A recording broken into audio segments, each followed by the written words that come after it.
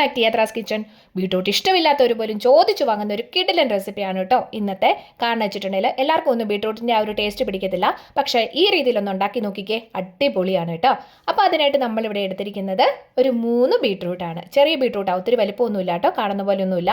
അപ്പോൾ അതിനെ ഒന്ന് ക്ലീൻ ചെയ്ത് നമ്മളൊന്ന് അരിഞ്ഞ് റെഡിയാക്കി ഇവിടെ എടുത്തിട്ടുണ്ട്. ഇതുപോലെ, അതായത് നമ്മൾ മെഴുക്കുവരട്ടിക്കൊക്കെ അരിഞ്ഞെടുക്കത്തില്ല, ചെറിയ നീളത്തിൽ ഒരു സ്വല്പം കനത്തിലായിട്ട് അതുപോലെ. ഇനി നമുക്ക് അതിനെ ഒന്ന് വേവിക്കണം. അതിനായിട്ട് നമ്മളിവിടെ ഒരു കടായിലേക്കാണ് ഇട്ട് കൊടുത്തിരിക്കുന്നത് കേട്ടോ. അപ്പോൾ ഇത് വേവാൻ പാകത്തിനുള്ള ഒരു കുറച്ച് വെള്ളവും കൂടെ നമ്മളിവിടെ ചേർത്ത് കൊടുക്കുന്നുണ്ട്. ഇനി ഒന്നെങ്കിൽ ഇതിനെ വേവിച്ചെടുക്കാം, അതല്ല എന്നുണ്ടെങ്കിൽ ഫ്രൈ ചെയ്തിട്ട് എടുക്കാം, അതല്ല എന്നുണ്ടെങ്കിൽ ആവിയിൽ വെച്ച് വേണമെങ്കിലും വേവിച്ചെടുക്കാം. അപ്പം ഞാൻ എണ്ണ ഒരുപാടങ്ങ് ഉപയോഗിക്കുന്നില്ലാത്തതുകൊണ്ട് ഇങ്ങനെയാണ് വേവിച്ചെടുത്തിരിക്കുന്നത്, വെള്ളത്തിലിട്ടാണ് വേവിച്ചെടുത്തിരിക്കുന്നത് കേട്ടോ. അപ്പോൾ ഒരുപാട് വെള്ളമൊന്നും വേണ്ട. ഇനി നമുക്ക് ബീട്രൂട്ടിന് മാത്രം പാകത്തിനുള്ള ഒരു കുറച്ച് ഉപ്പും കൂടെ ചേർത്ത് കൊടുക്കുന്നുണ്ട്. എന്നിട്ടെല്ലാം കൂടെ ഒന്ന് ഒതുക്കിയിട്ട് നമുക്കതിനെ ഒന്ന് വേവിക്കാൻ വെക്കണം. അതായത് ഒരു 1/4 വേവ്, അതാണ് നമ്മുടെ പാകം. ഇത് കണ്ടോ, ഇതുപോലെ ഒന്ന് വെന്ത് കിട്ടിയിട്ടുണ്ട്. മാത്രമല്ല അതിൻ്റെ അകത്ത് വെള്ളമൊക്കെ ഒന്ന് വറ്റി നന്നായിട്ട് നമുക്ക് കിട്ടണം. വെള്ളം ഉണ്ടാവാൻ പാടില്ല. അതുകൊണ്ട് തന്നെ അത് വെന്തിട്ടുണ്ടെങ്കിൽ, ഏകദേശം വെന്തിട്ടുണ്ടെങ്കിൽ നമുക്ക് മനസ്സിലാവുമല്ലോ, അന്നേരം നമ്മൾ തുറന്ന് വെച്ച് അതിൻ്റെ വെള്ളമൊക്കെ ഒന്ന് വറ്റിച്ചെടുക്കണം കേട്ടോ. ഇനി നമുക്ക് ഒരു കടായി അടുപ്പത്തോട്ട് വെച്ച് കൊടുത്തിട്ടുണ്ട്. അപ്പം ഞാനിവിടെ ഉപയോഗിച്ചിരിക്കുന്നത് വെളിച്ചെണ്ണ തന്നെയാണ് കേട്ടോ. വെളിച്ചെണ്ണയോ എന്തെണ്ണ വേണമെങ്കിലും നിങ്ങൾക്ക് ഉപയോഗിക്കാം, കുഴപ്പമില്ല. അപ്പോൾ എണ്ണയൊക്കെ ഒന്ന് ഒഴിച്ചു കൊടുത്ത് ഒന്ന് ചൂടായി വരുമ്പം നമുക്ക് കുറച്ച് കടുക് ചേർത്ത് കൊടുക്കുന്നുണ്ടേ. അപ്പോൾ കടുകൊക്കെ ഒന്ന് പൊട്ടി വന്നോട്ടെ. എന്നിട്ട് അതിലേക്ക് ഇഞ്ചി, വെളുത്തുള്ളി, പച്ചമുളക്, കറിവേപ്പില, ഇത്രയാണ് ആദ്യം നമ്മൾ ചേർത്ത് കൊടുത്തിരിക്കുന്നത്. അപ്പോൾ ഈ ഇഞ്ചിയും വെളുത്തുള്ളിയൊക്കെ നീളത്തിലാണ് കേട്ടോ അരിഞ്ഞെടുത്തിരിക്കുന്നത്, ചെറുതായിട്ടല്ല. കാരണം വെച്ചാൽ ബീട്രൂട്ട് നമ്മൾ നീളത്തിലല്ലേ അരിഞ്ഞിരിക്കുന്നത്. അപ്പോൾ ആ ഒരു രീതിയിൽ നമുക്ക് കറി കാണുമ്പോൾ തന്നെ ഒരു ഭംഗി ഉണ്ടാവുമല്ലോ, അതുകൊണ്ടാണ് ഈ രീതിയിൽ ഇട്ട് കൊടുത്തേക്കുന്നത്. ഇനി അത് ചെറുതായിട്ടൊന്ന് വാടി വരുമ്പോഴത്തേക്കും ഒരു സവോള, അതും ഈ പറഞ്ഞ പോലെ തന്നെ നീളത്തിലായിട്ടാണ് അരിഞ്ഞെടുത്തിരിക്കുന്നത്. പിന്നെ ഒരുപാട് കട്ടിയില്ല, എന്നാൽ ഒരു ചെറിയ കനത്തിലായിട്ടാണ് എടുത്തിരിക്കുന്നത് കേട്ടോ. തീർത്ത് കനം കുറച്ച് അരിഞ്ഞിട്ടുണ്ടെങ്കിൽ അത് കുഴഞ്ഞു പോകാനുള്ള സാധ്യതയുണ്ട്, അതുകൊണ്ട് മാത്രം. ഇനി അതൊന്ന് വഴന്നു വരാനുള്ള പാകത്തിനുള്ള ഒരു സ്വല്പം ഉപ്പും കൂടെ നമ്മൾ ഇതിനകത്തോട്ട് ചേർത്ത് കൊടുക്കുന്നുണ്ട്. ഇനി നന്നായിട്ടൊന്ന് വഴറ്റിയെടുക്കണം കേട്ടോ. സവോളയ്ക്കൊപ്പം വേണമെങ്കിൽ നമുക്ക് കുറച്ച് കൊച്ചുള്ളിയും കൂടെ നീളത്തിൽ അരിഞ്ഞിട്ട് ചേർത്ത് കൊടുക്കാവുന്നതാണ്. അതുകൊണ്ടെങ്കിൽ ചേർത്ത് കൊടുത്തോളൂ, എൻ്റെ കയ്യിൽ ഇല്ലായിരുന്നു, അതുകൊണ്ടാണ് ഞാൻ ഇട്ട് കൊടുക്കാഞ്ഞത് കേട്ടോ. ഇനിയിപ്പോൾ സവോള ഏകദേശമൊക്കെ ഒന്ന് വഴന്നു വന്നിട്ടുണ്ട്. ബ്രൗൺ കളറിൻ്റെ ആവശ്യമൊന്നുമില്ല, ജസ്റ്റ് ഒന്ന് വാടി കിട്ടിയാൽ മാത്രം മതിയാവും.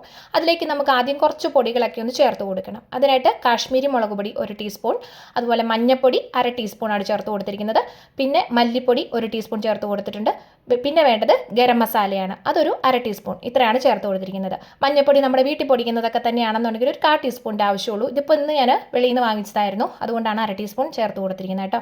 അപ്പോൾ ഇനി ഇതിൻ്റെ പൊടികളെല്ലാം കൂടെ ഒന്ന് നന്നായിട്ട് മൂത്ത് വരണം. അതായത് അതിൻ്റെ പച്ചമണമൊക്കെ ഒന്ന് മാറി വരത്തക്ക വിധത്തിൽ ഒന്ന് ഇളക്കി നന്നായിട്ട് കൊടുക്കണം കേട്ടോ. അപ്പോൾ അത് മാറി വരുമ്പം അതിൻ്റെ ആ ഒരു മസാലയുടെ മണം വരുമല്ലോ, അപ്പോൾ നമുക്ക് മനസ്സിലാവും. പോരാത്തതിന് കളറൊക്കെ ഒന്ന് മാറി റെഡി ആയിട്ട് വരും. ഇപ്പോൾ നമുക്ക് നോക്കുമ്പോൾ തന്നെ മനസ്സിലാകുന്നില്ലേ. അങ്ങനെ ഇനി നമുക്കിതിലേക്ക് വേവിച്ച് വെച്ചിരിക്കുന്ന നമ്മുടെ ബീട്രൂട്ടിനെ എല്ലാം കൂടെ ചേർത്ത് കൊടുക്കാം കേട്ടോ. കൊടുക്കുമ്പോൾ പ്രത്യേകിച്ച് ശ്രദ്ധിക്കുക, വെള്ളമൊന്നും ഉണ്ടാവാൻ പാടില്ല. ആദ്യം തന്നെ ഞാൻ പറഞ്ഞിട്ടുണ്ടായിരുന്നു, വെള്ളമൊക്കെ നന്നായിട്ട് വറ്റിച്ചിട്ട് വേണം നമുക്ക് എടുക്കാനായിട്ടെന്ന്. അങ്ങനെ നമ്മളെല്ലാം കൂടി ഇട്ട് കൊടുത്തിട്ടുണ്ട്. ഇനി ഇതെല്ലാം കൂടി ഇട്ട് നന്നായിട്ടൊന്ന് ഇളക്കി മിക്സ് ആക്കി എടുക്കണം. കാരണം വെച്ചിട്ടുണ്ടെങ്കിൽ ആ മസാലക്കൂട്ടുകളെല്ലാം കൂടെ ഈ ബീട്രൂട്ടിലൊന്ന് പിടിക്കണം. പിന്നെ നമുക്കിത് മൂടി വെച്ച് വേവിക്കേണ്ട കാര്യമില്ല. ഇനി പ്രത്യേകിച്ച് ഒരു വെള്ളമൊന്നും ചേർക്കേണ്ട, നന്നായിട്ട് ക്രിസ്പി ആയിട്ട് പോലെ നമുക്ക് എടുക്കണം. ക്രിസ്പി ആയിട്ട് ഇടാനൊക്കെ ആയിട്ട് നമ്മൾ കുറച്ചുകൂടെ കൂട്ടുകളൊക്കെ ചേർത്ത് കൊടുക്കുന്നുണ്ട്, അത് പിന്നീട് മതി. അതുകൊണ്ട് തന്നെ നമ്മൾ നന്നായിട്ട് ഇളക്കിയൊക്കെ കൊടുക്കുക. ഏകദേശം ഇളകി എല്ലാം ഒന്ന് റെഡിയായിട്ട് വന്നതിന് ശേഷം ഒരു 1/2 ടീസ്പൂൺ കുരുമുളക് പൊടി ചേർത്ത് കൊടുക്കാം. കുറച്ച് ജീരകപ്പൊടി, നല്ല ജീരകം ഉണ്ടല്ലോ, അതും കൂടെ നമുക്ക് ചേർത്ത് കൊടുക്കാം കേട്ടോ. എന്നിട്ട് ഇതെല്ലാം കൂടെ കൂട്ടി നന്നായിട്ടൊന്ന് ഇളക്കി ഒന്ന് മിക്സ് ആക്കി എടുത്തോളൂ. അതിലെല്ലാം ഒന്ന് പിടിച്ചോട്ടെ. പിന്നെ നമുക്ക് ഇത് ലഞ്ച് ബോക്സിനൊക്കെ കൊടുത്തു വിടാനും ചുമ്മാ ചായയുടെ കൂടെ കഴിക്കാനൊക്കെ ആയിട്ട് ഒരു പ്രത്യേക ടേസ്റ്റാണ് ഈ ഒരു റെസിപ്പി. കാരണം വെച്ചിട്ടുണ്ടെങ്കിൽ ഈ സവോളയൊക്കെ ആണെങ്കിലും നല്ല മുരുന്നിരിക്കുന്ന കാരണം നല്ല കറുമുറു പോലെ ഇരിക്കും കേട്ടോ, കഴിക്കാനായിട്ട് നല്ല ടേസ്റ്റാണ്. അതുകൊണ്ട് തന്നെ മിസ്സാക്കരുത് കേട്ടോ. അങ്ങനെ നമ്മൾ ഏകദേശം എല്ലാം ഒന്ന് റെഡിയാക്കി വന്നിട്ടുണ്ട്. ആ സമയത്ത് നമ്മളൊരു കുറച്ച് അരിപ്പൊടി ഉണ്ടല്ലോ, അത് ചേർത്ത് കൊടുക്കുന്നുണ്ട്. ഈ അരിപ്പൊടി ചേർത്ത് ലാസ്റ്റ് കൊടുക്കുന്നത് എന്നാന്ന് വെച്ചിട്ടുണ്ടെങ്കിൽ ഇതെല്ലാം കൂടെ പാകമായിട്ട് നന്നായിട്ടൊന്ന് ഡ്രൈ ആയി വരുമ്പോഴത്തേക്കും കറുമുറുന്നിരിക്കും. നമുക്ക് സവോളയും അതിൻ്റെ അകത്തെ ആ വെളുത്തുള്ളിയും മാത്രമല്ല ഈ ബീട്രൂട്ടും എല്ലാം കൂടെ കേട്ടോ. അപ്പോൾ ഓർക്കും എന്തുകൊണ്ടാണ് ആദ്യം നമ്മൾ ഫ്രൈ ചെയ്തെടുക്കാതെന്ന്. വേണമെങ്കിൽ ഫ്രൈ ചെയ്തെടുക്കാവുന്നതാണ്, പക്ഷെങ്കിൽ ഇതിനാകുമ്പോൾ നമുക്ക് ഒത്തിരി എണ്ണയുടെ ആവശ്യം വരുന്നില്ല. പോരാത്തതിന് ഇതുപോലെ ഇട്ട് വരട്ടി എടുക്കുകയാണെന്നുണ്ടെങ്കിൽ നല്ല ഡ്രൈ ആയിട്ട് കിട്ടും. ഇത് കണ്ടോ, നന്നായിട്ട് റെഡി ആയിട്ട് കിട്ടിയിട്ടുണ്ട്. കാണുമ്പോൾ തന്നെ മനസ്സിലാവും.